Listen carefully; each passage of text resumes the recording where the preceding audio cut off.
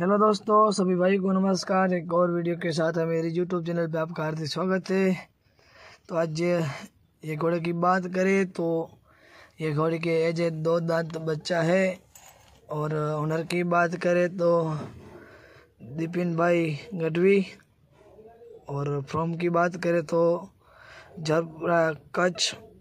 और सवार की बात करें तो गोपाल भाई गढ़वी बहुत ही अच्छे सवार है। और घोड़े की नाम की बात करें तो रॉफ, बहुत ही बढ़िया घोड़ा है, सब्जा कलर का। बहुत ही अच्छी प्रैक्टिस चल रही है घोड़े की। और गोपाल भाई की बहुत ही तालमेल अच्छी जम रही है, शानदार। और दोस्तों, आपको मेरा ये वीडियो पसंद आए तो लाइक कीजिए, शेयर कीजिए और सब्सक्राइब कीजिए। ऐसे ही नए वीडियो देखने के लिए हम मेरी यूट्यूब चैनल पे आप बने रहना। अच्छे वीडियो हम डालते रहेंगे यूट्यूब पे। और ऐसे ही मेरे को सपोर्ट करते रहना।